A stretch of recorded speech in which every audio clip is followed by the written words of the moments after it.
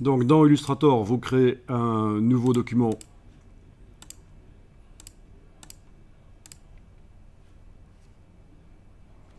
Je vais faire Shift Tab pour me débarrasser des palettes de droite.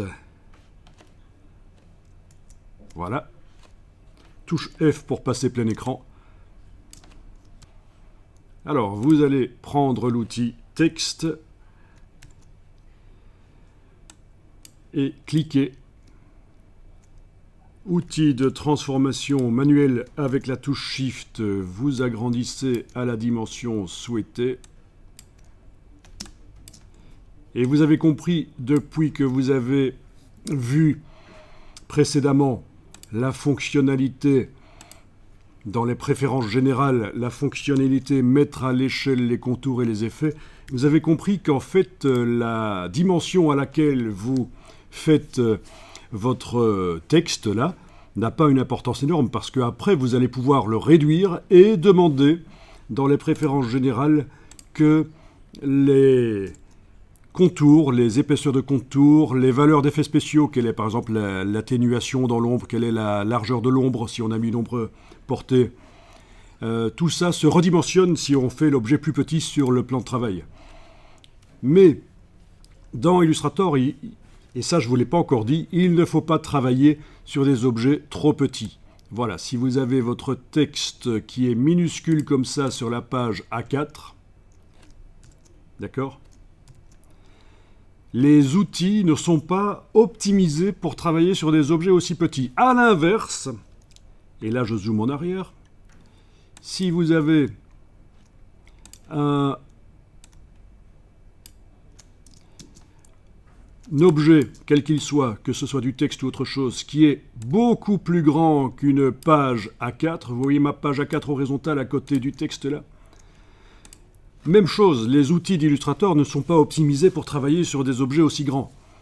Donc oui, on y arriverait en bougeant les curseurs dans les réglages d'outils, dans les boîtes de dialogue, en bougeant les curseurs, ce serait pénible. Il faudrait vraiment chercher pour adapter les effets qu'on met, les outils qu'on utilise, les adapter pour des objets aussi grands que celui-ci ou aussi petits que celui que j'ai montré avant.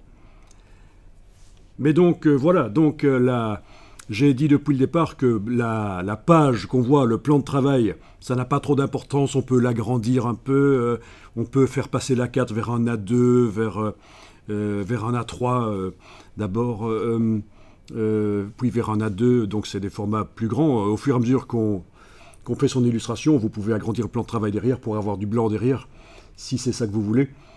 Et c'est pas, ça n'a qu'une importance toute relative, la dimension du plan de travail, parce que finalement, le vrai format de votre affiche, vous allez le déterminer soit dans InDesign pour faire la mise en page, soit dans un autre document Illustrator, et vous allez importer l'illustration que vous faites, vous allez l'importer dans InDesign ou dans cet autre document Illustrator.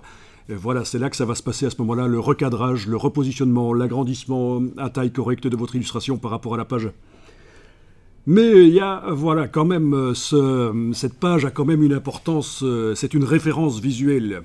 C'est un document de taille normale.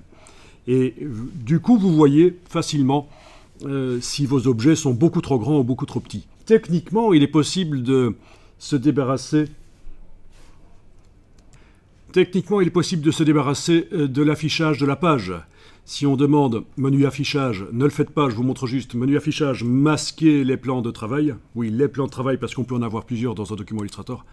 Oui, techniquement, voilà, j'ai du blanc partout. Et on pourrait se dire, oui, c'est quand même mieux, c'est sympa. Sauf que non, j'ai pas de référence pour la taille de l'objet, pour savoir s'il est trop grand ou trop petit par rapport au fonctionnement normal des outils d'Illustrator. Donc ici, je vais remettre affichage, afficher les plans de travail. Donc vous voyez un peu la logique. Je vais ici reprendre cet objet et le réduire avec Shift-Alt, voilà. Je vous rappelle, Shift pour garder les proportions, Alt pour qu'il se réduise par son centre. C'est quand même plus facile. Et je le mets là, et on va pouvoir continuer. Alors on va enregistrer le document, avant même d'aller plus loin. Donc, texte, et on va voir fonds multiples en fait, les fonds multiples et transformation.